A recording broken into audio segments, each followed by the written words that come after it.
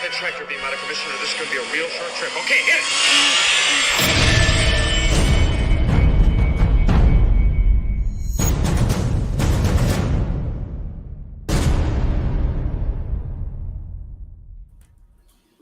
Hello, everyone. Thanks for joining us tonight. We have quite a little panel tonight of people to talk to today. We don't usually do shows this late at night, like it's midnight, but damn John Simmons, we made this time so he could join us, and I don't think he's going to join us. Well, some bitch. But anyway, I'm just going to, first of all, we all know what this is about tonight. It's caused quite a stir a little bit for kind of dumb reasons, but let me just go around the group here, and if anybody doesn't already know who you are, tell us yourself and tell us what you do. Let's start with Ethan. Hi, I'm Ethan. I'm the CEO of Merlin Models. We've been around for the last 3 years doing studio scale model kits, and before that, I spent the last 15 years doing architecture and really high-end custom 3D work. And I've been making models and custom building, jack of all trades, scratch-built stuff for probably 30 years or so. Okay. Jonathan. Hey, I'm Jonathan. Work in the film industry. Used to do visual effects through miniatures. Now I do mostly specialty costume stuff.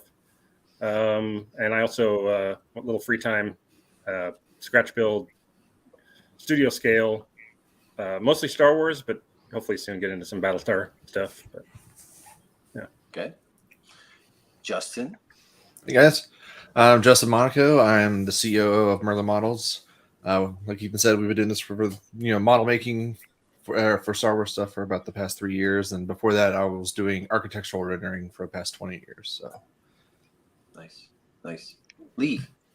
Hey, I'm Lee. I work in visual effects. It's all pretty much CGI now, as we know, but I got into it because of models and miniatures back when I was a kid. I grew up in that era of Space 1999 and Star Wars and everything else and wanted to do that, but by the time I got into it, it was all CGI. So, but I got back into model making, especially studio scale, as I got more into CGI, because I wanted to have that kind of tactile experience, as it were, of actually physically building stuff again, which I did as a kid, but got out of it. Can you tell some of the shows you worked on, some of the movies you worked on? Well, the Star Trek, a couple of different Star Trek shows, Battlestar Galactica, Firefly, some of the older stuff, some of the newer Trek, Star Wars, The Clone Wars. I flip-flop between live action, visual effects, and animated stuff. So Starship Troopers animated stuff. I've done Lego animated stuff. I've done talking dogs and talking cats and everything in between. Last few shows I've done, I live in Asia now, so the last few shows I've done have been more Netflix Asia related shows, Thailand, Indonesia, Malaysia, stuff like mostly like supernatural and ghosts. But my origin of all this and my specialty is spaceships. So cool. That's why. Awesome. And you're Lee Stringer, right? Yes. That's your last name. So we Stringer. Sorry. Yes. Yes, you're Stringer. Jason and I, I'm going to answer for myself. Jason, if you want to, I just eat, sleep, and breathe modeling right now. I'm a hobbyist. I basically started a year or two ago, and it's all I want to do. Like, my wife gets mad at me because I do spend so much time in my garage working on this shit and in bed looking at reference and kit parts, and it's so you're that meme where the wife is asleep going, oh, he's thinking about other women, and you're like, now what part is that Tamiya kit thing? Exactly. Yes. Yes. Usually she's smacking me because she can't fall asleep when I'm on my phone, so I get in trouble for that a lot. But Jason, you want to tell us anything? Yeah, so in regards to the modeling aspect, been collecting for roughly 20 years. Started collecting models about 5 years in, around the Master Replicas, EFX time, and then started graduating to some of the custom and garage kits, but was purchasing them pre-built and painted. And then eventually, as time went on, as a hobbyist and an enthusiast, I just started getting curious and intrigued by it, and decided I tried my hand at it. And being a creative, same as you, Chris, I just got bit by that bug, and ever since, I think the last couple of years, it's just been live, eat, sleep, and breathe. Chasing down kits and getting what you can, research and development, and just building away every day. Cool. So, all right. So the premise of this show really is, what is studio scale? Okay. As far as I know, this isn't a term that was coined by ILM. It was pretty much made up by RPFers, right? Back in the old days, was it? You know the answer to that, Lee. I don't know the actual answer to that, but because I was thinking, like, when did this sort of begin? Because I started doing my first studio scale build around 2000. But that I wasn't one of the first. It was because I'd seen other people do it, and I was trying to think of who started this. Jim Grevling, who built the first sort of, or completed, I should say, the first 6-foot Galactica back around 1999. I'd kind of consider him one of the origins, and I think he might have coined the term. Okay. But it's definitely at least 20 to 25 years old. It might have been not EFX, Master Replicas, or not even Icons. It might have been Icons. Yeah. It might have been, when they did their X-Wing and TIE Fighter, which were kind of like the first actual production, produced studio scale replicas. They might have coined the term. It's interesting. Our whole point to this tonight is not to bash anything or to mislead anybody. It's mostly just to discuss what the term studio scale applies. And I think there's a lot of new people. There's a lot of people that are very passionate about it right now because it was a big open wound in the Star Wars collecting community that was not being filled because of EFX, Master Replicas not being around anymore, or EFX just not doing it. So a lot of people were extremely interested in having ships in their collection. I mean, it's a huge part of Star Wars. It is also, a lot of the ships, like the Millennium Falcon, also have are personalities in the show. So and Slave One too. They're huge in Star Wars. And there's a lot of new people who don't understand it.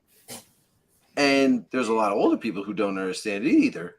And I think, I don't even know if I quite understand it. I have my own opinions on it, but I also feel like this group here could probably help educate other people to understand what the term means. But what this is not it. What this isn't is telling you that something you like is wrong. It's just that's not what this is about. You can like whatever the hell you want. I mean, you could like a pile of dog shit on the ground. That doesn't matter to me. We're just here to educate a little bit, talk about, discuss. It's because it's been a little bit heated on Facebook, today because of this. And contrary to a lot of belief, this isn't because of what was released today. Jason and I have been talking about this for a while. We want to do this show for a little bit now, right, Jason? We're going back at least 2 months. Yeah, easily. I don't want to jump in, but a lot of this changed and opened up when both D'Agostini did their Millennium Falcon and Mobius did their Cylon Raider model kit a few years back.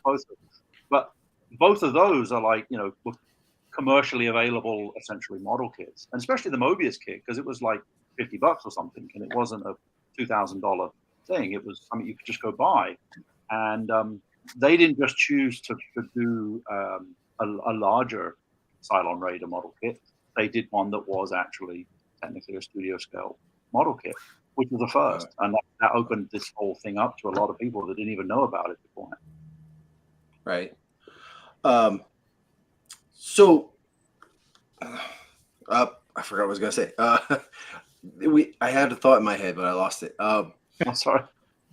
Jason, tell us what, like. I feel like studio scale is, it's a lot of different things. Okay, I think right now it's become this stamp of lineage or validation. Okay, whether it's really studio scale or not, like it's just become, if it says studio scale on it, like if somebody ever, like even just a normal hobbyist, it could say, all right, this is studio scale.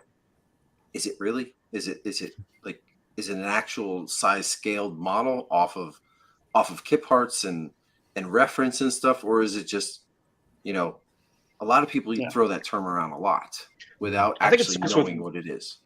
I think it starts with, what are you trying to present to your audience with the words that you're trying to use? Are you talking about a level of quality or a level of detail or a level of accuracy? Or are you just talking about a size? Because inside our specific kind of industry, like you have Sideshow and you've got Queen Studios, you've got established licensed collectibles companies who have factory paint jobs and all that stuff, and they've got their thing. We live in our own little Wild West, right? Our own little tiny bubble, and those rules, there's no established rules, there's no gold sticker, there's no name that you can put on the box that a customer is going to be able to read that proves to the customer that they're getting something, that proves to them that there's a trust, that they're getting something that they can actually believe in, or anything like that. So it really starts with like when you say studio scale, like when we first started our company, like when we first released the first cast kit, the AT-AT, we did that whole thing off of pictures and a few model kit parts. And we would say, I think 90% accurate. We were missing 10 pieces or less that were, I think Lee Ruff would say that was not good. And he said it was a great model, but not studio scale. And we had a big discussion about it.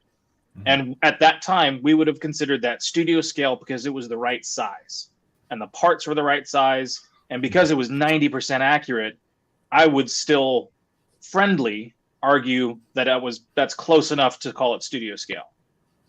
But going off of, if you're trying to put a stamp on it in the Wild West and you're trying to say this is a thing that you can actually like if there was one term to say I believe that this is the real thing, then you can't officially call that studio scale because it's not that 98% that you're looking for, where it's like every known part, where it's everything that everybody, the conglomerate, agrees, from all the friendly people, that you found everything that can be found.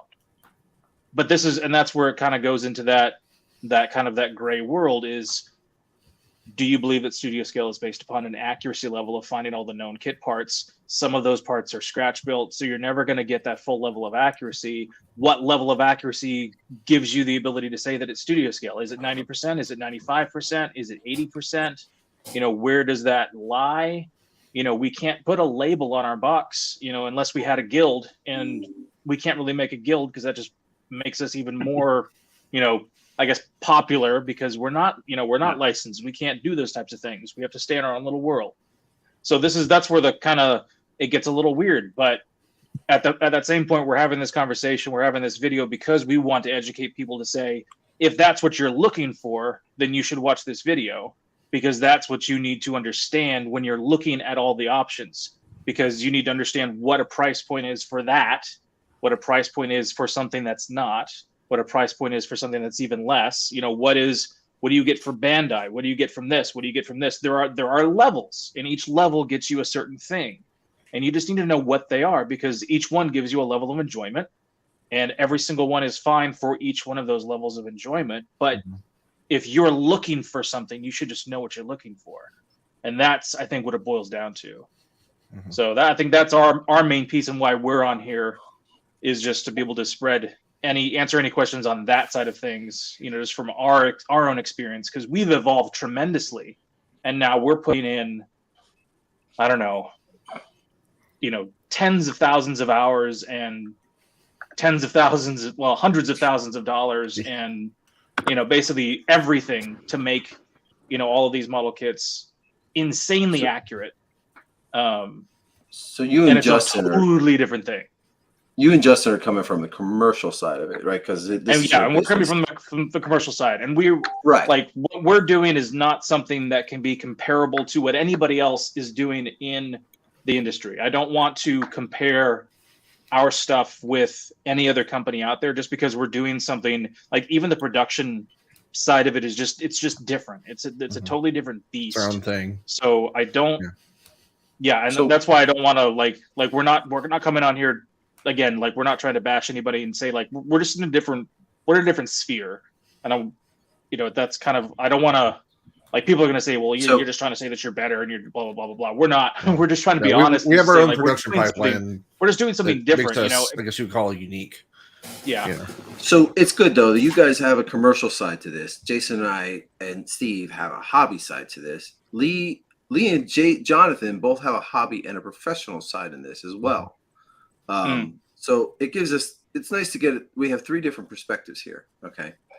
So as I understand it, like, and even, okay, this is the other thing that Jason and I talk about. Okay. We've been nose deep in this, okay, for a while now. And, we both know, him and I both know, we are not experts at this. Okay. And we're constantly finding out new stuff that we didn't know before. Okay. And I feel like both him and I are both very, very good at saying, oh, okay, we didn't know that. Let's think about that. Right. That's where this show is for, is because I feel like you need to, nobody knows everything. Nobody, not one, no one, no, not even one hobbyist that it shoots down from the rooftops and says, this is studio scale. They'll tell you they don't know every single thing. Okay. And what upsets me and bothers me is when you're trying to talk to someone and they're like, nope, this is it. This is the way it is. You're wrong. And like, if I'm wrong about something, I'm gonna be like, oh, okay. Tell me what I'm wrong about. I want to know. I want to learn. I want to be better at what I'm doing. I don't want to be steadfast in saying I'm the best at this. I know everything about this. Please enlighten me and help me figure this out. Right. Yeah. So from what I understand, in my limited experience, is studio scale basically is trying to get your model as close to accuracy as you possibly can. Oh, wait, Marvin's here. I'm gonna have him join in. Real quick, Stuart. Chris, I also think we have Stuart as well joining us. Oh, okay. Well, that's not Marvin. That's Stuart. Hey, Stu, how's it going? Hey. So, okay, back to what I was saying. As accurate as possible. Hi, guys. Hi, how's it going, Stu? As accurate as possible using the kit parts that were used by ILM or ILM or some whatever.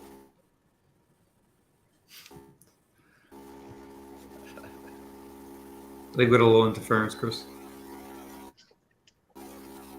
There you go. There we go. I think it's catching up. Mm-hmm. Maybe. Sorry, I'm not sure who froze. I know we get a lot of guys on, but real quick, I'll just continue on what Chris was saying. One thing I say often on these shows is, modeling is similar to, like, in the sense, practice in law or practice in medicine, and I mean that in a way of, they call it practicing because you never reach a point where you're finished and you've completed every task that you now know and understand everything that is involved, and that's why I use that analogy. Second, to what Chris is saying as well in regards to learning something, rather than trying to contest and negate, every time I was told I was wrong about something, I actually looked at that looked at that as a plus, as a positive. I took that as, okay, this is information that's going to allow me to better understand what I'm doing wrong, how I'm doing it wrong, and where I can now improve. So rather than saying, well, no, it's only this, or it's only that, or it has to be this, and nothing you tell me is gonna, allow me to believe differently, that's where things become a little problematic, right? No different than when we did the Lineage show. I think the term studio scale is very subjective. I think we have 1, 2, 3, 4, 5, 7 people here right now, and all 7 people might give a different opinion, and that's okay, right? There's really no right or wrong answer. There's small technicalities and there's small discrepancies that things can be challenged, but again, no right or wrong answer. With that being said, I do think it's more than just size. I would like to ask openly, though. I know Lee dropped off. Jonathan, you're still here. From a professional, not as a hobbyist, but from a I think professional. I'm still here. Oh, Lee, you're here. I'm sorry. I thought, was it Chris that dropped off? My apologies. Yeah, Chris is Chris power is went. dropped off, yeah. His power went out. Okay. So maybe Jonathan and Lee, you can answer this separately. As professionals, right? Not hobbyists, but when you're working from a professional setting, like how is that approached? I know they call them filming miniatures. I mean, I don't know if there's a specific term when you're at your you're at the shop, you're at the studio, you're at work.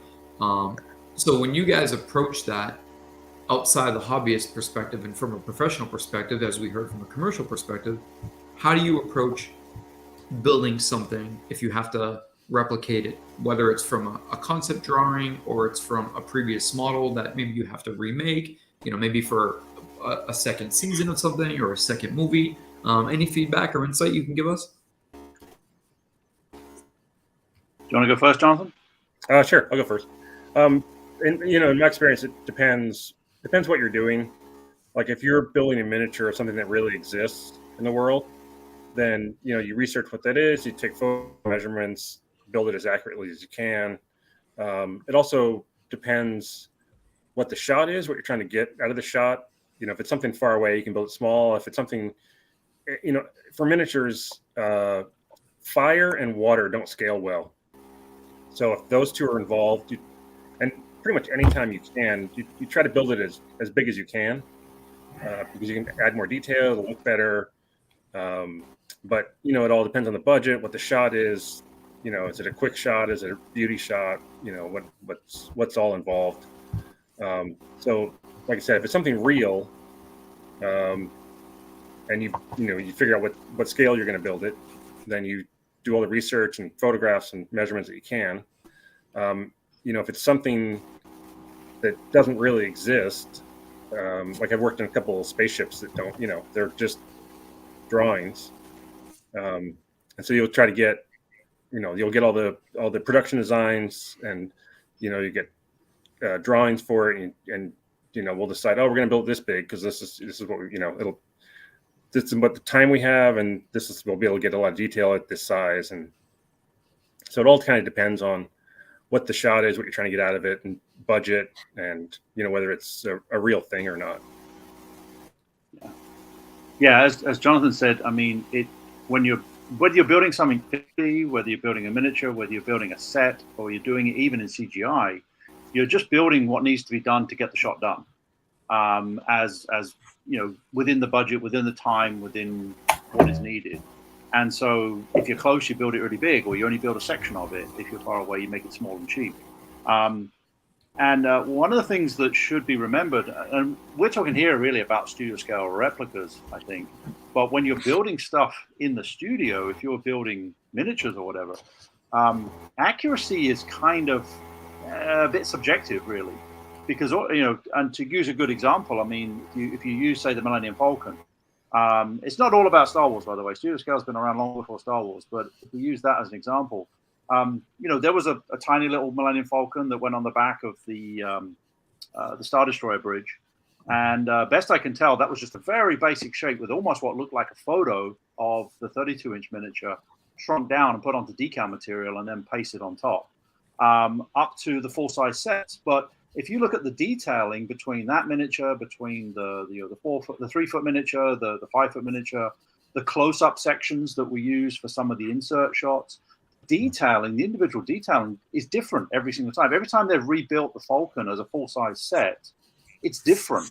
It's the detailing is different. If you step back and look at it, you go, yeah, that's the Falcon.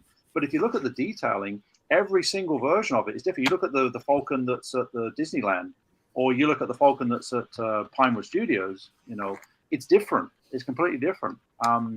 So in production, you're not necessarily replicating exactly. You're getting, this is the ship or whatever it is. You obviously don't want to make massive differences or anything else. You want it to look like it's the same thing, but it does change.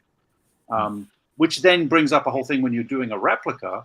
Well, am I replicating the 2-inch Falcon, or am I replicating the 5-foot Falcon, or am I replicating that?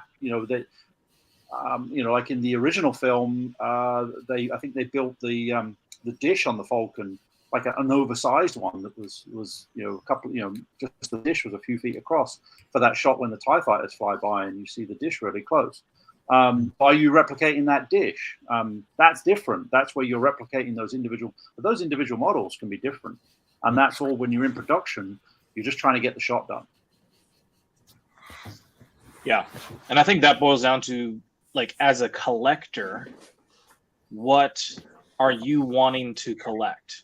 So if you're looking to collect a model, like this shuttle, do you want this shuttle to be as close to the model or one of the models that was on set as physically possible, so that is when you have somebody come over to your house, you can be like, and in your mind you can say, this is as close as it was. Like this is like what it was on set at ILM back, in 79 or 80 or whatever, that's what it was. These are all the little model kit parts. You can tell that that's a model kit part. That's a model kit part. That's a model kit part. Do you want that, or do you want it to resemble it?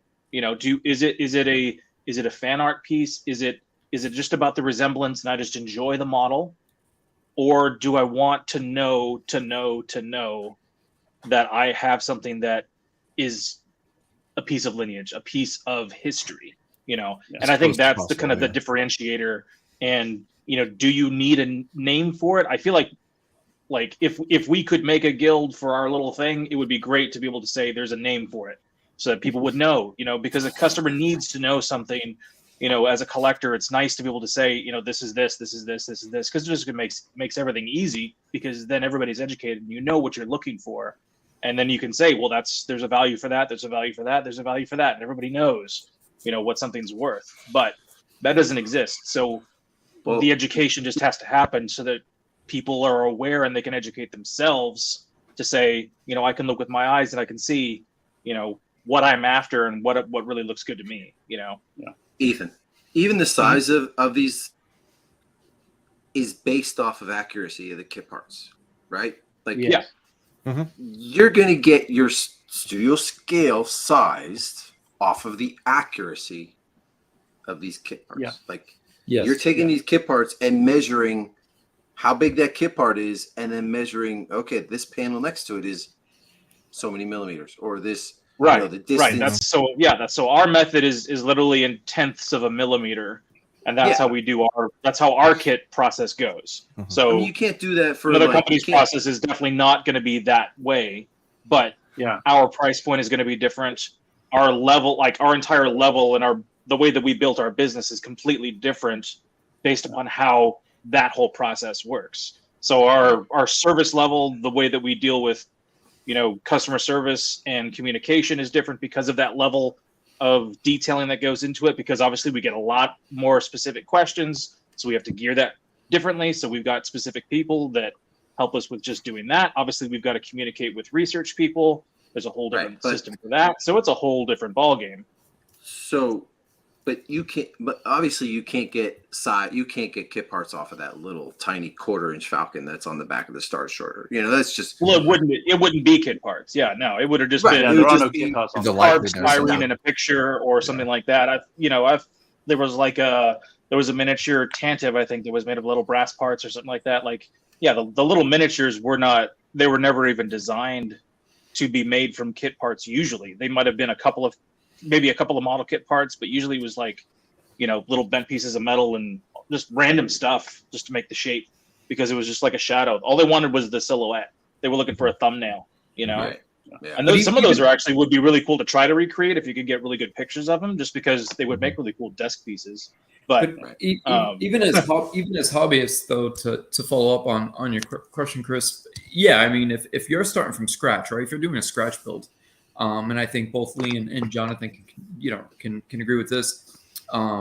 Jonathan specifically, where you've done the scratch work on the ties, the bomber, the TIE fighter, where if you're starting from scratch, and that's why they call it scratch building. You're starting from scratch.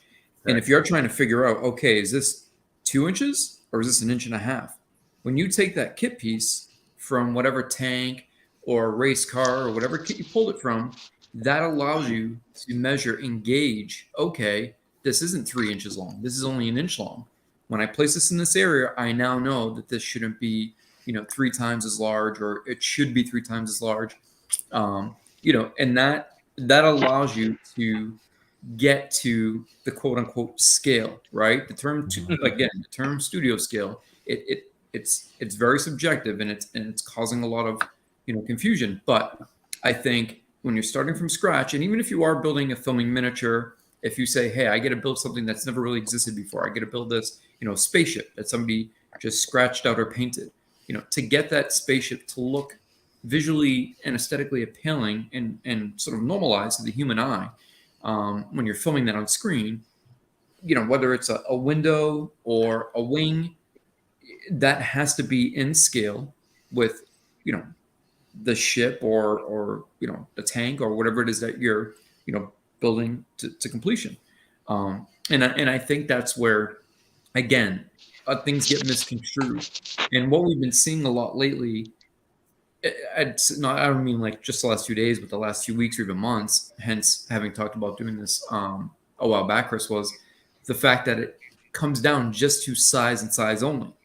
And that's another issue because, for a while when we started these shows, it was just quoted that everything was 1/24th of the original size. Well, no, I mean, if you take an X-Wing, there's a 1/24th X-Wing, a 1/18th X-Wing. And I don't want to keep using Star Wars as reference. As Lee said, studio skill doesn't just relate to Star Wars, and Jonathan, having worked on multiple other franchises, as well, that it's just easy to fall back on. But, TIE Bomber being 1/72 versus 1/24th, so on and so forth. The AT-ST walkers, in Jedi, you have multiple variations of sizes. So it doesn't come down to just size. But I do think that, appropriating something, or like as Ethan mentioned, maybe calling it fan art, or, a likeness to is one thing. Reproducing something or making an exact copy, or as close to an exact copy as you can, I think falls more in line with the, general term studio scale. At least that's, at this point, where as far as I've come, what my opinion seems to be. But again, I'm always learning and always open to learning. But I think it's good that we're having this discussion, and I hope that it does help, educate even each other as we're talking here openly. Do you have something you want to talk about in your hands? Yeah, well, the reason why I ran out was I wanted to grab this off my shelf. It's only a piece of a replica. Sorry, the whole thing's about 3 foot long. But the reason why I brought this up, this is from 2001: A Space Odyssey. This is the first spaceship, or the front of the first spaceship you see in 2001: A Space Odyssey.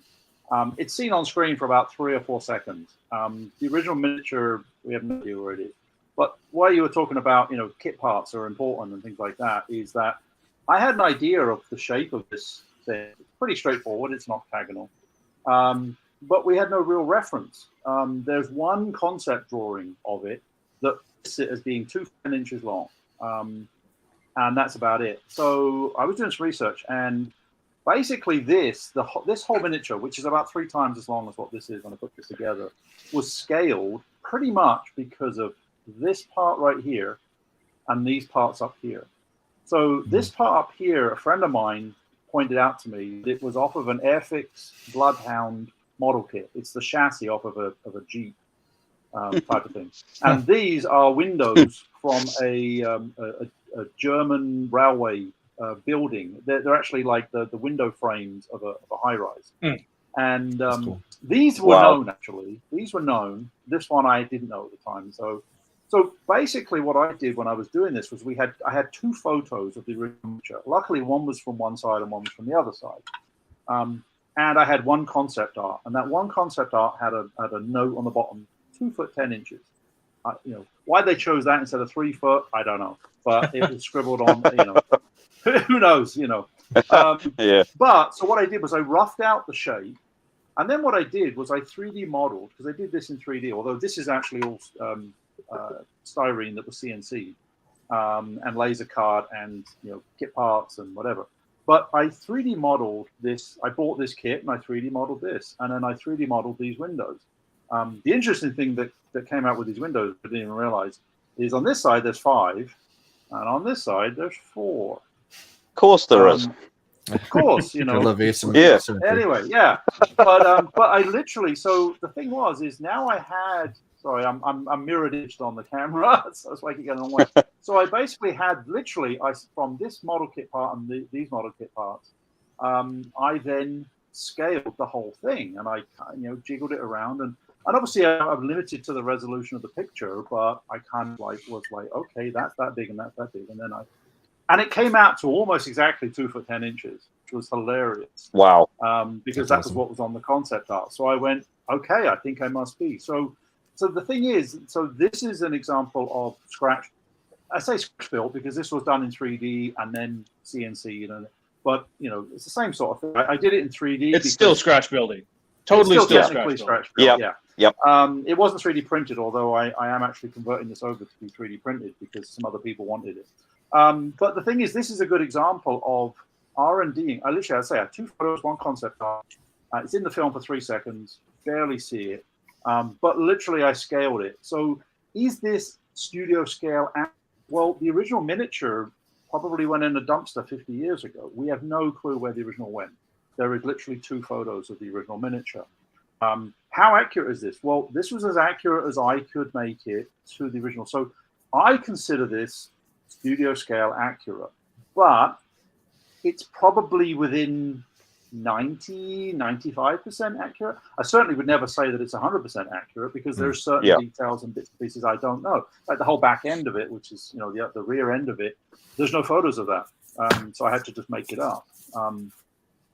But anyway, what I was trying to highlight was that it literally I scaled it from these 2 kit parts, and then worked out the rest from that.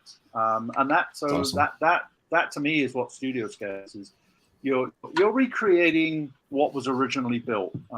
That's really what it boils down to. Studio scale. It's basically the only way you can get the true size of the model. Just take the term studio scale out of it. Yeah. The only way you're going to get the real size is by using those kit parts and measuring off. Well, yeah, but also remember that a lot of studio scale stuff doesn't use kit parts. I mean, true. Or you only use a few. I mean, Slave 1, okay, the bottom of Slave 1 and the wings of Slave 1 is all covered, but the whole main body there's very little kit parts on it.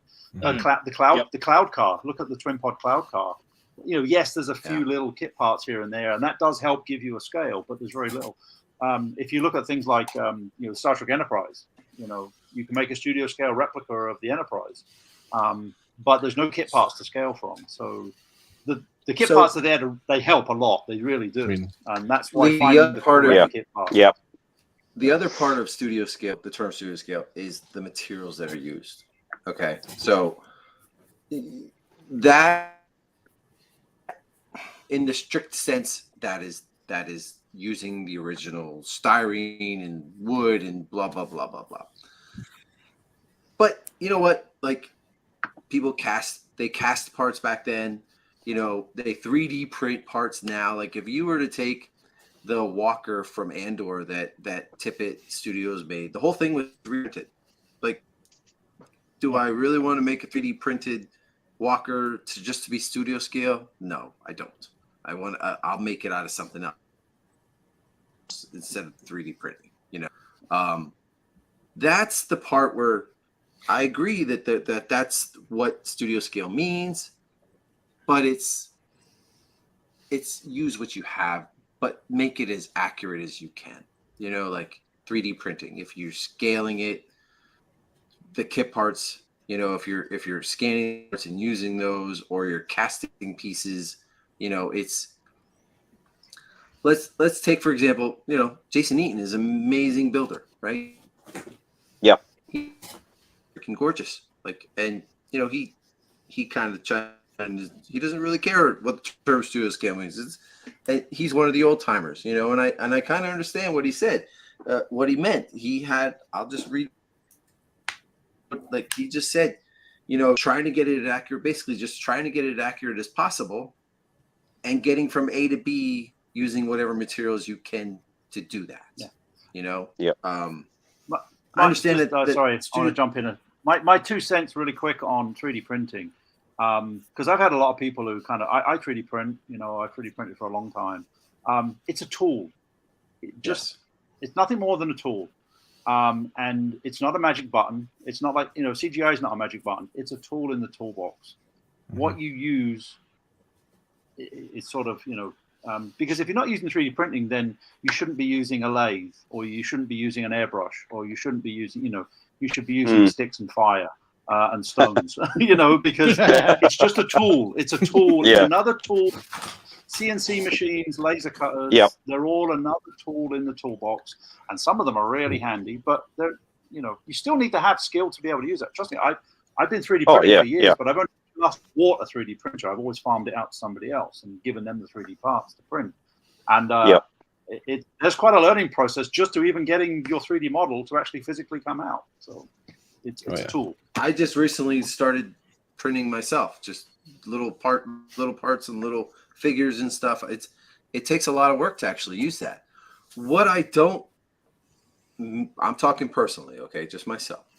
I don't feel like a studio scale model is two hunks of resin that you put together and that's it. I feel like building it and putting parts on and doing more than just taking two or three 3D printed painting it.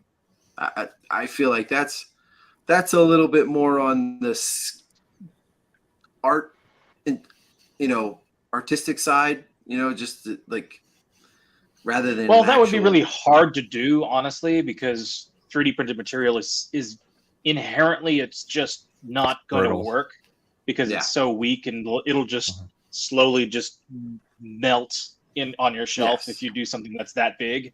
So it's like use the tool.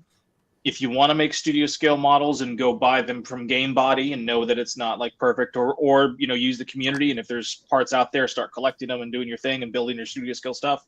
Like, use the groups and ask questions, because like a 3D printed studio scale model, a big model, needs to be integrally supported, like almost 100% from the inside out. Like it will not.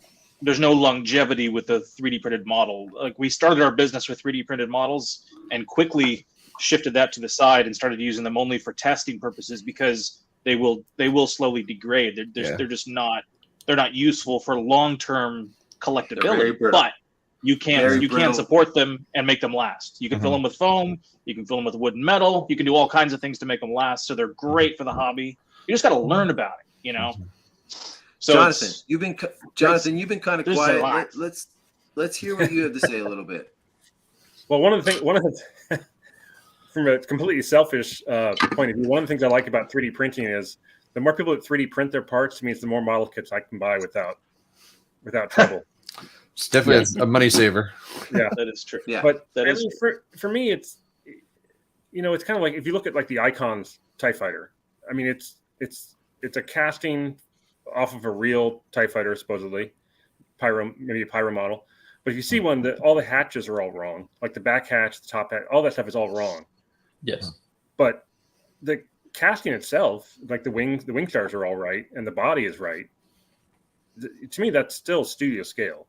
If the hatches are wrong, but it's like my TIE Fighter that I built. It's pretty close. There's definitely a couple things on there that are still driving me nuts that are wrong, but it's I consider it studio scale. It's pretty darn close. Now, would you rather have a pyro casting out of a mold that's like degraded to hell and it's all like bleh, just because it was from, a Pyro X-Wing fuselage, just because it was there at ILM? Or would you rather have somebody, get a Pyro casting, know that it was blah, blah, blah, scan it, fix it, and then get a clean one that was from the original casting, but it was fixed? Like, the mold is destroyed, so it's not really what it was at ILM, because the mold is just melted and turned to goo, and it's a casting that never was, it was never that way before. So I'm just curious what people think about that, because I've thought about that. Like, people buy the old molds and stuff, and then just keep on recasting them all the time. And those molds are just shot to shit. Yeah. Well, I've always been curious about that. Guys, that kind of lends it to this question right here. So different. Lineage is different from studio scale, because Lineage is taking a piece, like what Ethan was just talking about, taking a piece and casting it, that from a Lineage piece that came on set. That's different than building your own studio scale model using kit parts. You're using the same parts they used, but you're not using the actual kit parts that they used. But that's why I always use the term studio scale replica, because it's not, you're using the same bits, or you're trying to, you may, this is a studio scale replica because the kit parts and the EMA Fast-Drop parts are the same parts. There's no lineage on this at all. But this is probably one of the more accurate studio scale replicas that I have, because you can't really get more accurate than that Tamiya piece, So this has no lineage, but this is also 99% accurate studio scale. So it is and I think the lineage. Sorry, I think the lineage question comes up too. I always link it back to something like provenance, right, or lineage. That's lineage, the line of. So can you take that and directly connect it to something that was on screen, no matter what the franchise? Can you trace this piece back to that particular movie and or TV show?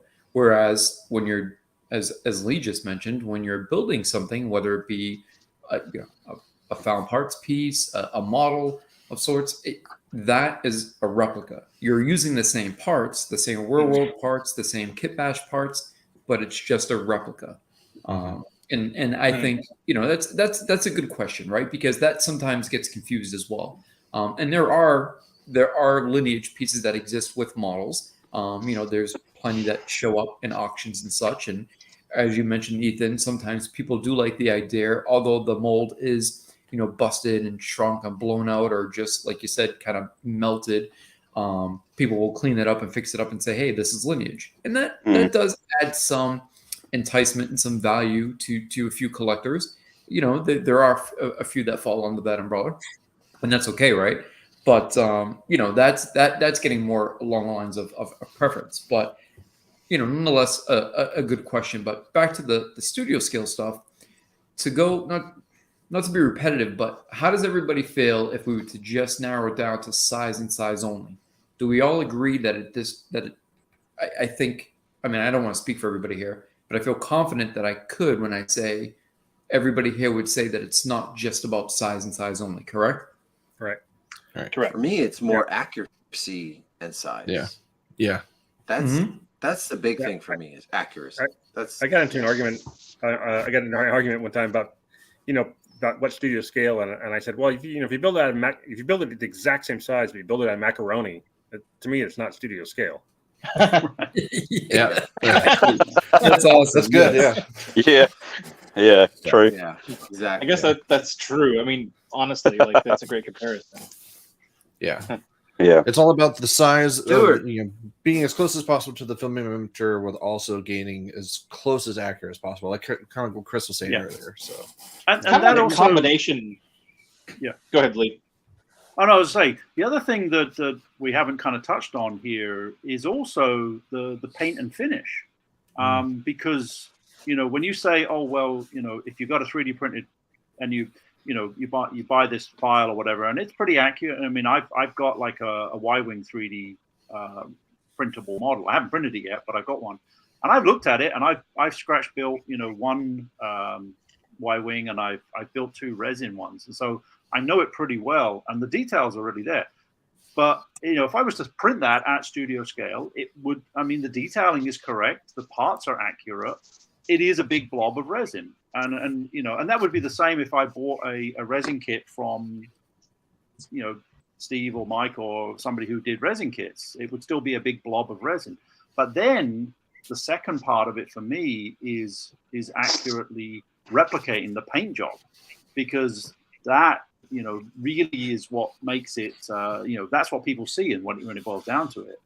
And I think that should be addressed as well. Is not, but yes, it needs to be the same scale. It needs to have some sort of lineage as far as dimensionality, kit parts, or whatever. Whether it's directly lineage from the real pieces, or just using the same pieces. But then there's the finish on the outside, and I think because I've got some pieces, like my V shuttle, which is there. That's just a blob of resin. It was bought as a kit, and it's a simple paint job. But I still consider that a studio scale replica, even though it's just essentially a roto resin cast piece. Lee, can I ask about about the paint job? I think the aspect of the paint job kind of is probably secondary, because you have some people that are really good at painting things accurately, right? And I don't think anybody can get it exact. Nobody can get it exact. No. And you get it as close as you possibly can. Obviously, if it looks really bad, you can't really say, "Hey, this is a studio scale model," right? Like it's painted like if it's really not, if it's totally different color or whatever the case may be, But I think that's where painting isn't really talked about text, because it's subjective. Like It is. I think though, I think in the commercial market, ahead, like sorry. if you're going to buy one, if you're going to buy a Y-wing and you're looking to buy a pre-finished, pre-painted Y-wing, maybe what you should potentially look into is go onto Google Images, look up studio scale Y-wing, go grab a few pictures, or ask on the forums for somebody who has some of the books to snap you a couple of photos of the Y-wing so that you know that it's the real deal. And then you take that with you and you put that in your, on your computer or on your phone so that you know what the Y-wing looks like, so that when you're browsing around to look to go buy a Y-wing, you say, okay, I know what the real painted Y-wing looks like. Because like when I first got into looking at Star Wars stuff, I didn't know what the real paint jobs looked like either, because you watch the movies, you enjoy the movies, you don't get to see them just sitting there, and you don't, You're not paying you attention. get to enjoy the shapes, you get to enjoy the paint's cool, but you don't really know. So when you're looking, if you're looking for something that's accurate, go get some research done, and if you're going to spend, $1,000 or $2,000 or $3,000 or $5,000 on a paint job, you want to make sure that whoever your artist is going to be, whether that's a personal artist or a professional or a factory or whatever, depending upon how much money you want to spend, should dictate. So, like if you're going to spend $5,000, make sure that thing is damn good. Well, let me point out go down something. from there. Let me point out something. Okay, so John Simmons, amazing painter. Okay, everybody loves his paintwork, right? And a lot of people is kind of one of the guys who does studio scale right. Okay, John's painting. I have a lot of John's pieces. He puts his own flair, completely accurate. Okay, he does do a lot of accurate. Don't get me wrong. Okay. But he does add his own artistic value to it. Sure. So yeah, it should be. It should be. Yeah, and I enjoy that. I like the fact that the artist put a little bit of his view into it. Okay, Personal it's touch. not perfectly still. Yeah. It doesn't have every single blast mark. I enjoy the artistic side of it as well. Okay, But Chris, let me Sorry, ask Jason. you. No, okay. I'm not trying to open a can of worms here, but this is where the conversation might turn a little bit, get a little bit more interesting. So I have a question both for you and then for Lee after. So, okay, so for the painting part, you're right. It's subjective, right? Because you're not going to be able to narrow down every little last marking. It's impossible to do. However, I think it's all about in the attempt and the execution. Now, if you take something that you know for a fact is yellow and you paint it a light green, you can chalk it up to artistic liberty, but you can't say, hey, this is a model replica, a studio replica, because you're not replicating it. You may have replicated it halfway, right? You may have replicated the builds, but you didn't replicate the paint job. Now, I want to turn that towards, I guess that was more of a statement, less of a question, but more for Lee. So, Lee, where you held up the Space Odyssey piece. Now, if I went ahead and built that, but it was about 45% accurate to yours, whether it was a lack of detail or design or a difference in color, maybe I painted it, a tone of yellow and I moved some pieces around, or I sort of narrowed down some pieces. If I built that to about 45% accuracy, would you consider that a model replica of your original? It kind of depends, because I think the key word that I think Ethan was just mentioning, or maybe Chris, is research. I think for me, the key to studio scale, and whether it's researching the shape, size, the dimensions, the materials used, the paint, the painting technique, the painting colors, all of that, I spend more time when I'm doing a build on research than I do on the actual build. Way more. So, and the thing is that, and I don't always do it almost, because that's the whole point of a community is sometimes you ask, you're going, look, anybody know what this is, or anybody know what color this is, or what paint was used here, or whatever. I mean, the whole point is to share the information. I try to share the information as much as I can as well. So it's research. So if you built something that was quite different than, say, my replica, if you showed me, because one of the things I like to do when I do a couple of exhibitions a year, or go to a conference or whatever, or a convention, and I really like to talk to people about the research that I'm doing on these, because that to me is sort of the importance. Like, it's almost like you're like doing a PhD and you're justifying your thesis or whatever, and you're telling, well, this is how I came to this conclusion. This is how I came to this conclusion of this particular representation of 2012. If you came up with something, that looked different, but you showed me your research, I'd be like, okay, maybe I got it wrong, because as I say, I don't know. I think it's right. The other thing, I mean, you say you painted it yellow. The reality is, I don't know what color this was painted, because the only two pictures of this that exist were black and white. Okay. These panels could have been browns and beiges. This could have been a tan color, or it could have been yellow. I don't know.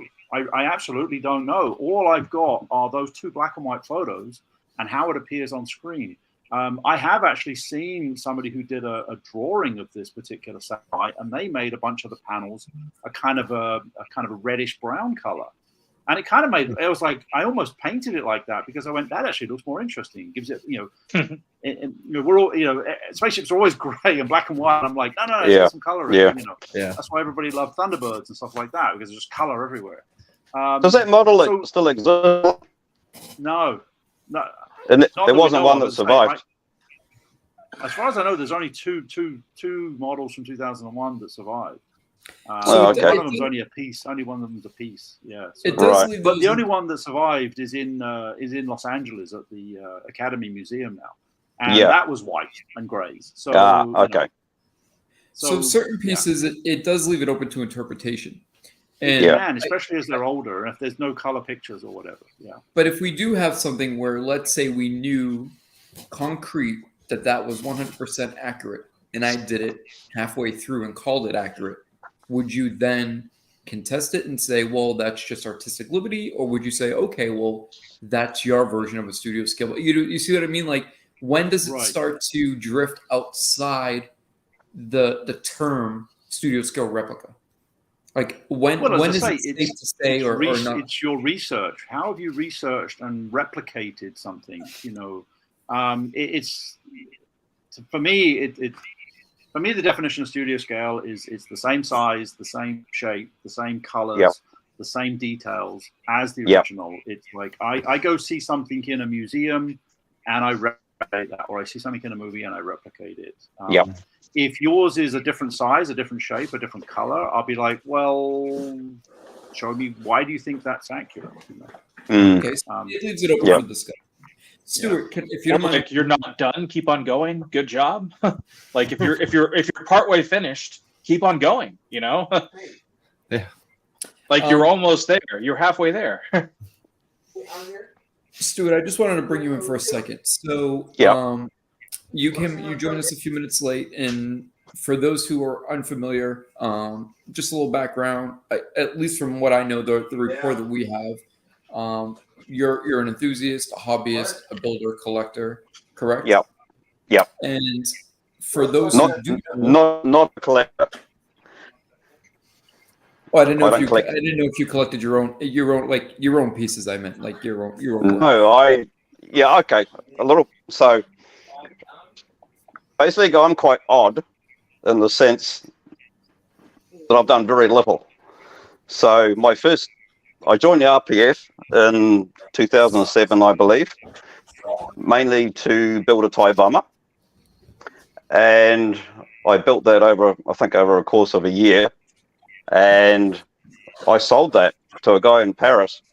I put it on the RPF junkyard, and it was gone within an hour of selling it. So I thought, this is quite a good thing. Maybe I sold it too cheap. So, yeah. So, what will my next project be? So I thought, hey, I'll just something easy. I may go for a 5-foot Falcon. So,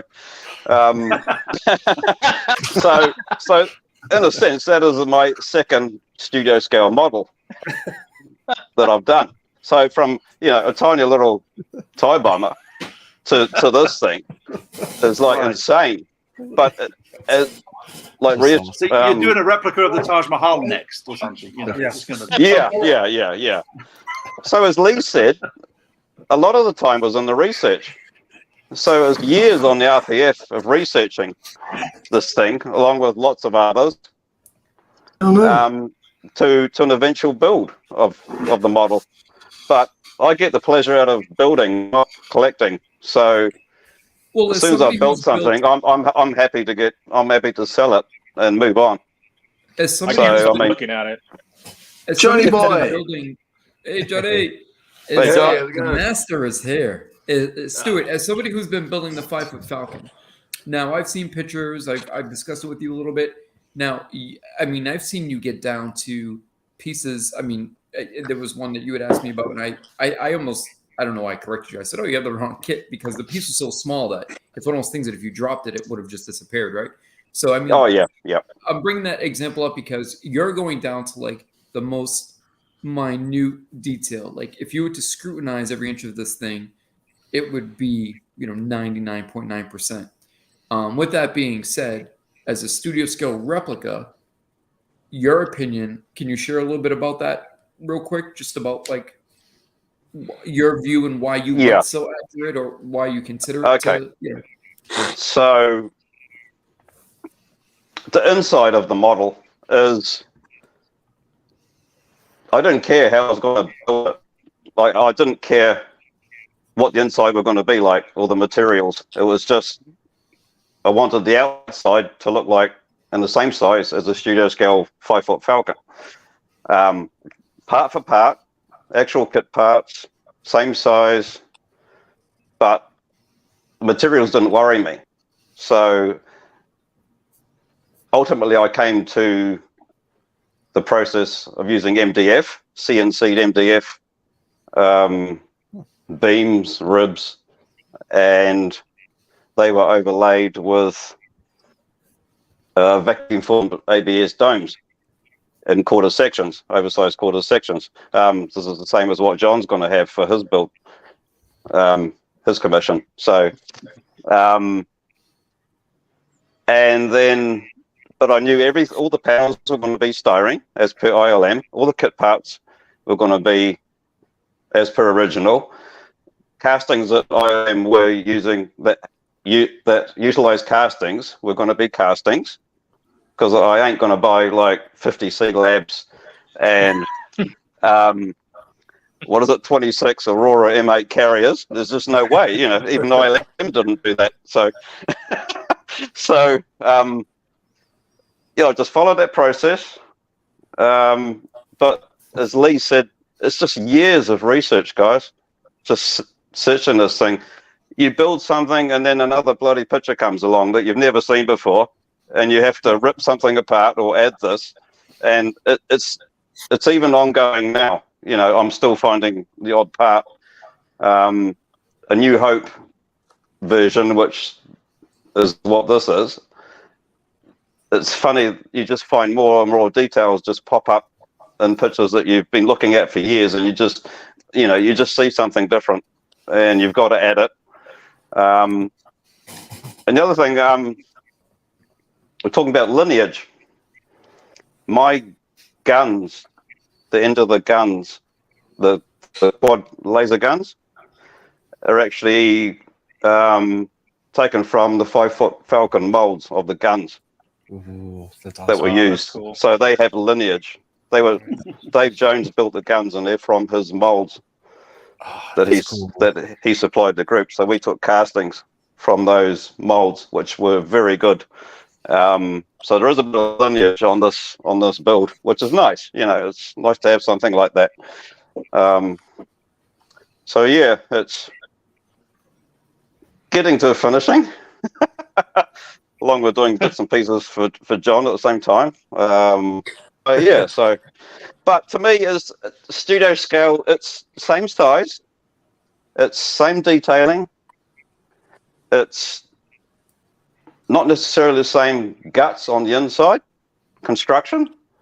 I mean, the 5-foot Falcon was a plywood donut milled on a milling machine. The domes were acrylic in one piece, top and bottom. Wood for the walkways and jaw boxes and docking rings, whereas I've used like different materials. But end of the day, it's the same size. Stuart, you basically hodgepodge, making your own in the inside and outside, keeping it aesthetically the same as. It's faithful on the outside. Yeah. So, all right, yeah, but I mean, you're just building straight from kit parts, straight from accurate reference, straight from measurements used off of kit parts, right?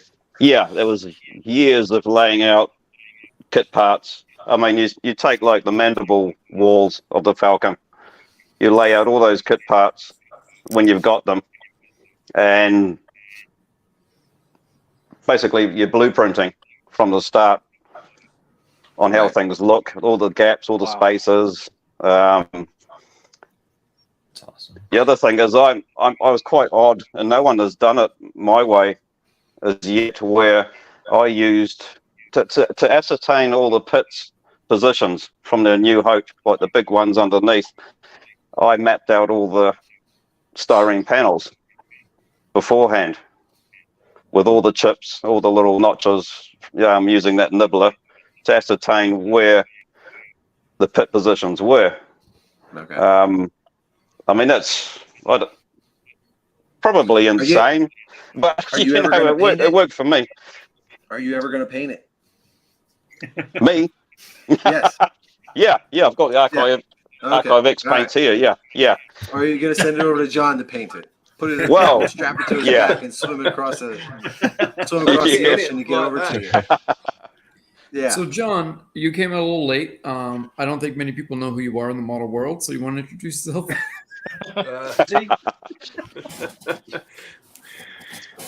Hey, how's it going, guys? I mean, look at there's some big names in this room, and I appreciate you guys having me on. But to chuck in my 2 cents about what studio scale is, it's replicating something that was made by ILM or whatever movie studio at the time, the best of your ability, with the original parts if possible, the kit parts and that sort of thing. But you're trying to create a forgery, like Guy said on one of your previous shows. I mean, that was a good way of explaining it. A forgery. Yeah. You could. Not that this would ever happen, but if you could blindfold an ILM and put 2 of the original models next to each other and try and kid them which one was yours, to try and do that, it would be studio scale. Something you mentioned there, Stu, like the thousands of hours of research you've put into that Falcon, or anyone doing their project. And recently what we've seen, I've woken up to all these messages, literally floods of people just arguing like mad about like certain companies making replicas, studio scale models and that sort of thing. I think a lot of people are also getting hurt about the amount of time and effort and hours have been spent poring over research and then for someone just to do it in CAD and just make it available in stone to the masses.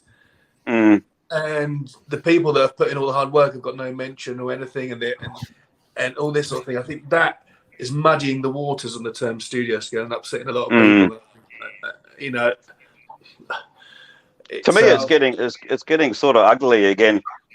The terminology of it, like Lee and Guy recently. Well, Guy's using the magic word. Yeah. But we're trying not to head that way. We're trying to stay away from. That's fine. Like, yeah. Okay. We don't want to piss on anybody. We don't want to start any arguments. We're just talking about the facts of research and develop of kit parts and what education. Yeah. We're staying away from all that controversy, and that's not what we want to do here. No, that's cool.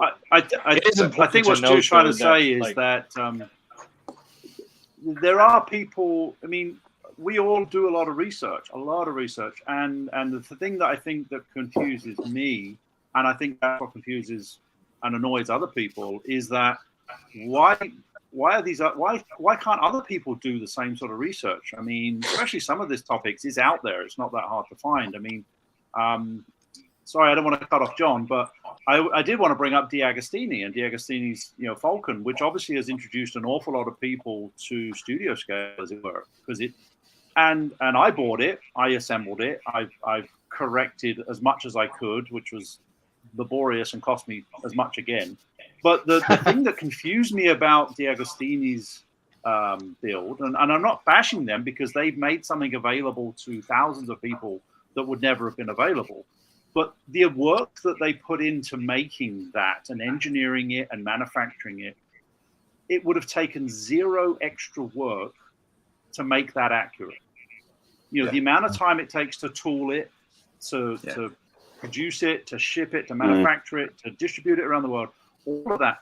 If you make a part that is wrong or you make it right, it takes exactly the same amount of work.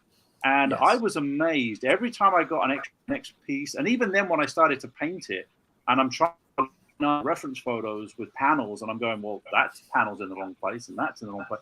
I actually had to question whether anybody at D'Agostini ever actually looked at a photo of the 32-inch Falcon, or if they just took a master replicas and shipped it off to China and said, make this. Because so anyway, I know it's a hot topic, and I don't want to point specific fingers, but the thing I think what it boils down to is that if you do the research, and it's not, some of it is hard, some of it takes years, but some of it is easy enough to come by. The time it takes to make something accurate versus time it takes to make something wrong is the same.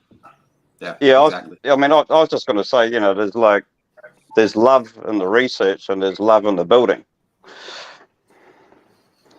But they each go hand in hand, It's like each takes the time. But like Lee said, there's more time in the researching than the actual building. Yes. So this question, following on that Falcon conversation, EFX and MR, they're classified as studio scale, but today with more information, they aren't considered overly accurate. Are they still studio scale? Who wants to take this? I'd say they are. I consider them studio scale, but they're not. Sorry, studio scale, but not necessarily as accurate as they could. I feel like they're more artistic representations. I think there's certain instances, right? So some of the MR ones are more interpretations, but I will say that there's a little bit more substance there because they were able to go into the archives, scrutinize these pieces. That's what I mean. Go over various details and at least try, right? At that time, we're going back 17, 18 years. So at least try to execute to the best of their ability to match it as close as possible. Okay. So then you move up a little further, roughly until you pick them up and they weigh. I think the material is wrong. But then if you go over to EFX and you look at something like the TIE Fighter that was originally done by Nyson Studios, that tends to be a little bit more accurate both in size and detail. And again, I think having access to both reference and using the original model kits and kit bashing it together before it was mass produced. I think that's a little bit more closer in line with the overall term of studio scale. But yeah, I think both EFX and MR, to be fair, fall under the umbrella of studio scale specifically because of the amount of research and time, effort, and energy that went into trying to execute them at that period. Whether or not a repainted master replica Millennium Falcon you can't beat. Unless or you even a repainted Y Y-wing looks really good. Yeah. Yeah, I mean, I've seen Andy Yeah, the Preston's. That's one of the reasons I brought up paint earlier, actually, just before John came on, was that the Master Replica's Y-Wing, apart from it weighing, I don't know, about 10 kilos, it's accurate. The detailing is really good, but the paint job is complete rubbish, and it really lets it down. You give it to John, and it absolutely becomes a studio scale. It is a studio scale replica. It's just got a bad paint job. Yeah, I think that's the your flaw term that there, we've Lee, seen replica from studio scale the factories. replica is a good term. Yeah. Yeah. On the commercial side, we've seen this in the factory system, and I think it's something that we're going to be interested in experimenting with in the future with other properties, because we want to remain as private with working with paint and stuff like that as possible. But there are other subjects that we're going to be getting into where we do want to produce larger quantities just as business sense. And we're very interested to see how far we can push certain groups and certain factory paint jobs, because, I haven't been happy with just about anything that I've seen that's come out for paint jobs in statues or anything lately. And I think it boils down to just a matter of what people are paying for cost, because I know even in Asia, like, those guys are highly skilled. It's just that they're getting paid by the layer, and it's about like how much I feel like you pay, how much the art director, whoever that's going to be, pays attention to the project.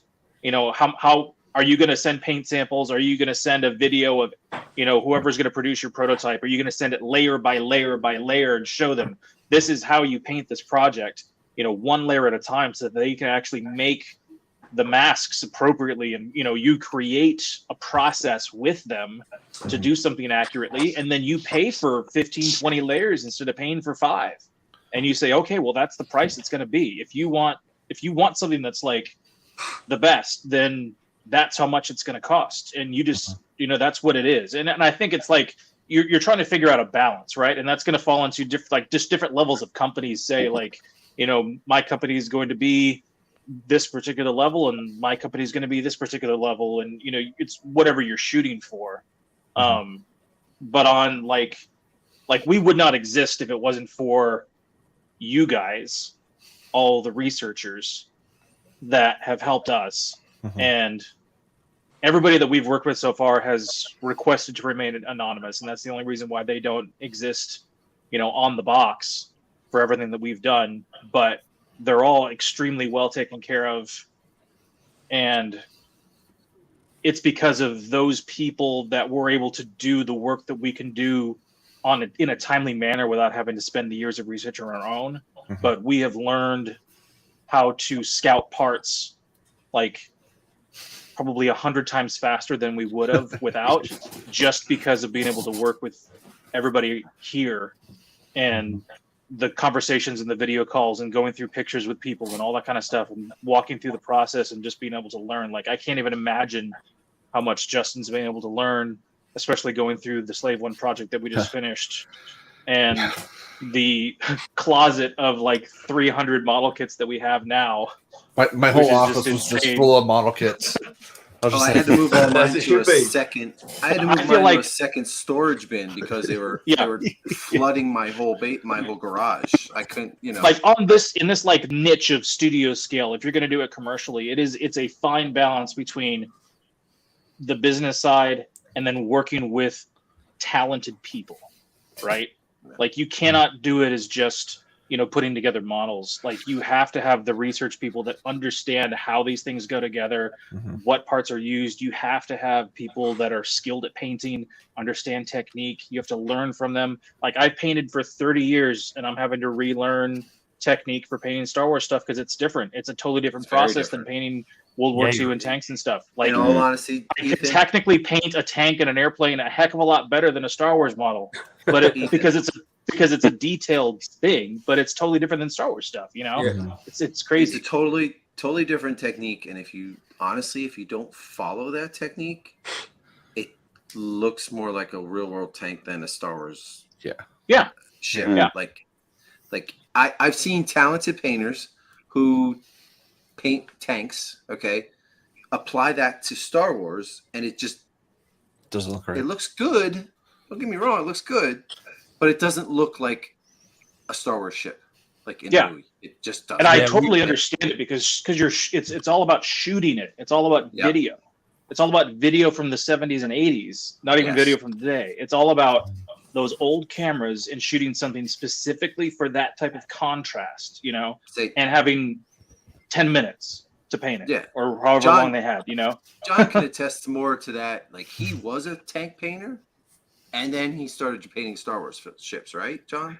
Yeah, I did the whole touring the model shows and writing for magazines and getting paint sponsors and doing all that sort of thing. Washes, highlights, color modulation, filters, oil rendering, all that sort of thing. Pigments, all that. And then all you need is an airbrush. And that's it.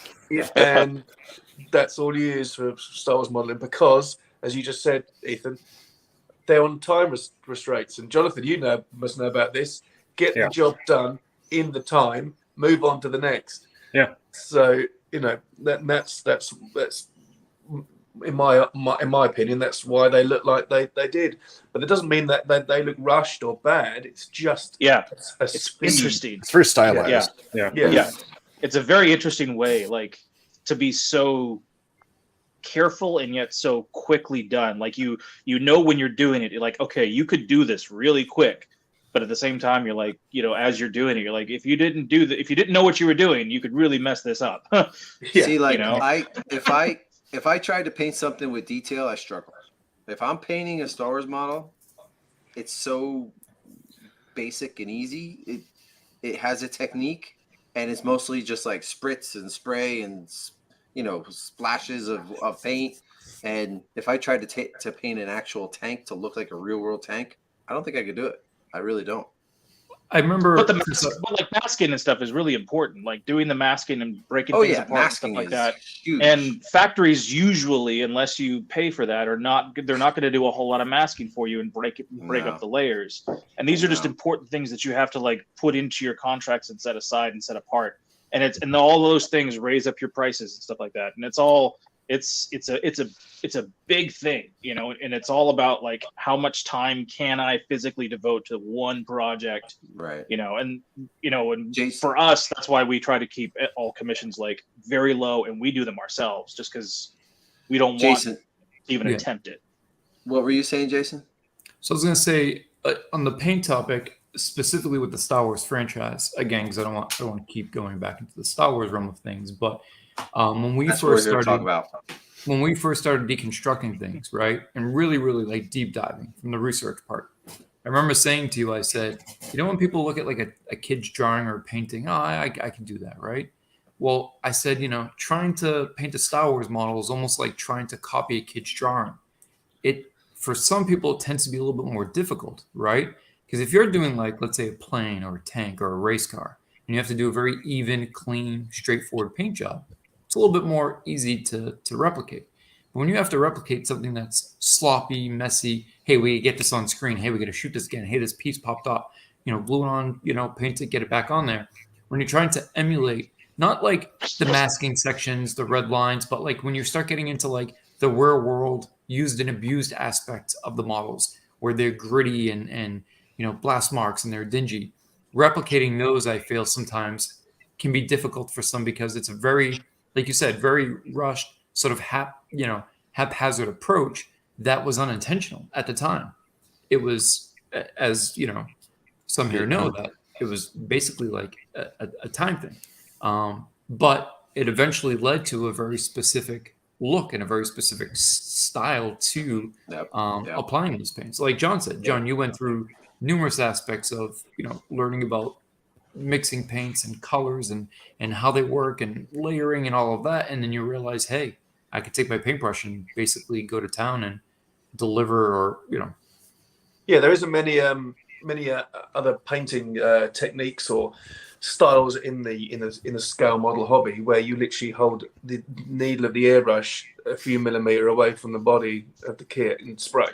You wouldn't do that on anything else, But that's again what makes it so attractive for me and fun, that it's this whole new style of painting. The movie industry in the 70s and 80s and 90s, their style of paint work of making it look real world. I went from model tanks that had to jump off the page, that were highlighted on a white background and stark and harsh, and you'd have to do the panel lines wash and all that sort of thing to make things details pop out.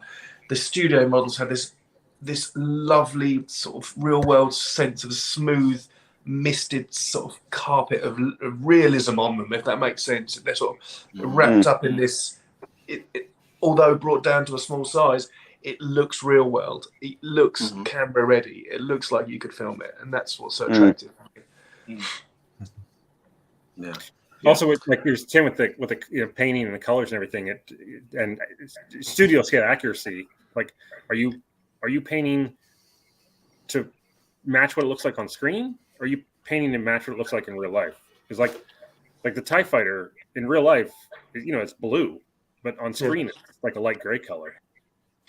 Yeah, I'd like to. I mean, I replicate mine as if I could steal them from the archives and put them on my coffee table. That's how I'd like. Yeah. Well, like you said earlier, that's kind of, I wish I was that close, but that's sort of my goal whenever I build something studio scale is I want to be able to set it next to the real thing and not be able to tell which one is which.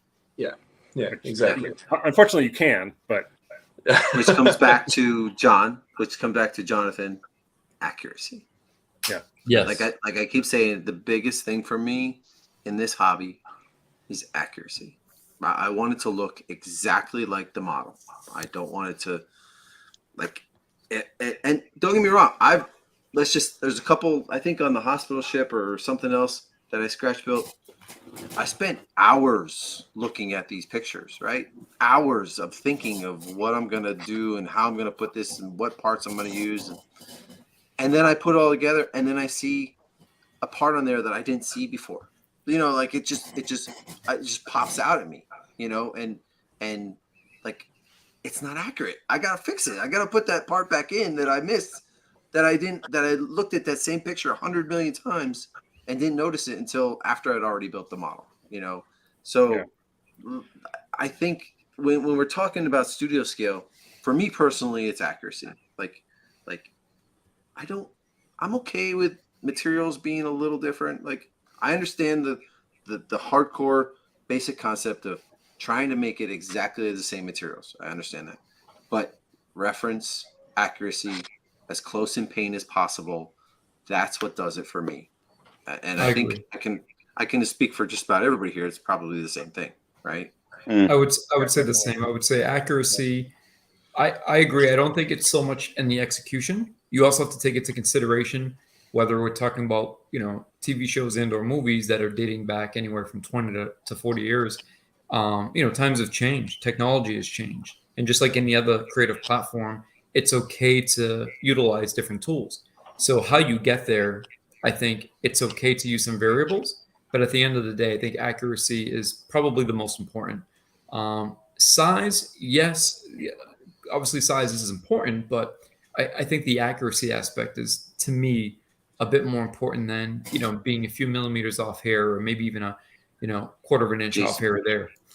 Jason, what do I always say about A-wings and cloud cars? Okay, I don't want a big cloud car like in my. I don't want a big, huge 13-inch honking ship. I don't want an A-wing that is, is wider than my shoulders. You know what I mean? I like the little tiny one that John made for me. I know studio scale has to do with size, and it has to do with accuracy, and it has to do with building it. But sometimes I just want something more manageable. More manageable. And I personally, the A-wing is studio scale. And I personally, my preference if I could, I like, and this happened recently with the piece I acquired from John, or even the maquettes that we were making. I like to actually replicate my pieces as they sit today. So if they have damage, if they're aged, if they're discolored, if they're broken, I actually try to replicate it that way. Now that gets more into the subjective aspect of the creative process and, preference. But again, it's still copying something as I see it, replicating it as I see it. Well, a good example of interesting that idea. actually was John and me. We built the one of those background ships from Empire Strikes Back, the Mula Mula ship, as I call it, with the just made up of junk. I mean, I kind of took the approach where I made it as very accurate as I could to the actual build, but then the paint job, because the original is literally just primer, it's just painted primer in the background. But I was just like, well, if it's going to be on display, or it's going to be on my shelf, I wanted to give it a little extra detail. So I did a kind of a pseudo ILM paint job. But then John went the other way, which I thought was brilliant, and he made it look like it does today, where it's just covered in dirt and dust and grime and the label and stuff. And I was just, and when he did that afterwards, and I went, oh, that's actually kind of better. That's the one. That's what I was mentioning. That's actually the one I snapped up. Yeah. Well, I wouldn't have started it without you doing it, Lee.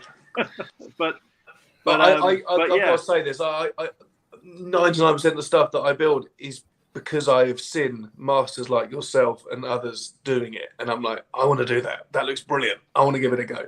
And I'm not at that point yet at model making where I'm good enough to scratch build right like a generic model like a Y-wing or an X-wing or something from scratch. I need a base kit to work from, like Marvin Sandcrawler or Guy Slave 1 run. I need that. That's where I'm really enjoying it. The hard work's been taken away from me. Now it's just finding the right kit parts and doing it.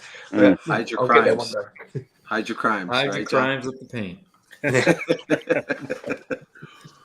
Well, there's been actually a really great discussion, guys. I think this went well. I think a lot of people thought that this was going to be something that it wasn't, and I hope that we changed not changed a lot of people's minds, but maybe opened some people's eyes, maybe educated a little bit, and maybe the people who were arguing aren't arguing anymore. And honestly, it's just a hobby. Just who cares? I understand there's a lot of research, there's a lot of blood, sweat, and tears in it. And and there's a lot of new people who don't know any of this. They just hear from such and such or such and such, and they think, oh, well, then we know, but so end of the day, Chris, everything is out there now anyway. Like with even the 5-foot Falcon, there's just pretty much everybody knows everything about it. There's no secret stuff to it anymore, and it's out there. I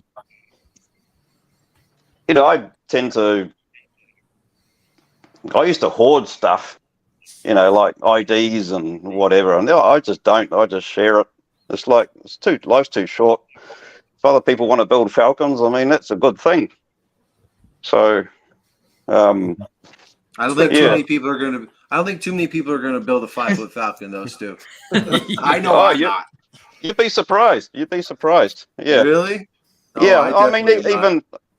Even if they're fully printed and things, I'm happy to help. Life's too short. You just got to, holding on to all that, your pages and pages of research is just pointless. You just turn into a bitter person, and that's what it used to be like on the RPF. But I get more fun out of guys approach me and I say, yeah, sure, here's the ID. It's all out there now. I think the gatekeeping was something that was a little stressful and caused a lot of contention over the years. But I think at least now today with this conversation with everybody that's joined, I think one thing that's I hope we can leave with saying that everybody just remain open-minded. If anybody tries to share info or politely correct you, I don't think it's meant with malice. Not from everybody. I don't think if somebody says, "Hey, it's not just about this," people are just sharing their opinion. And then, if you are green and you are new to, this element of collecting, or, this aspect of Star Wars, and if it's the model side, and, you've only been collecting for a short time, or you haven't built anything, just try not to go out there and tell everybody as a know-it-all, like, this is what it means and this is what it is and that's that. Just, remain open to learning, remain open to understanding. And, I say all the time, it takes a village, right? Learning, the research, it's not any one person. I mean, Ethan knows this, John knows this, Chris, you know this. It takes a village. And without each other, we really wouldn't be able to get anywhere, right? You couldn't build anything really. Honestly, I don't think I could build one model all on my own without other people's help or other people's totally input. agree. Yeah, I definitely couldn't have modeled that stuff in like the time frame that we've modeled stuff before without people's help. Like it's such a huge, just productivity triples at least when you bang heads together and help each other out. It's all on the backs of others. Look at John. Just in those couple of times where you, me, Jason got online, Marvin too, and we talked about specific parts. Like we figured it out. We figured things out a lot more because we had 4 eyes looking at one thing. Okay. And what this whole show was all about is just be open to somebody educating you on things that you think you know, but maybe you don't really know. Just be open. Okay. Yes. And just help talk to people about it. And if somebody tells you this is actually the way it is, don't be so belligerent and be like, well, no, it's this. No, just listen.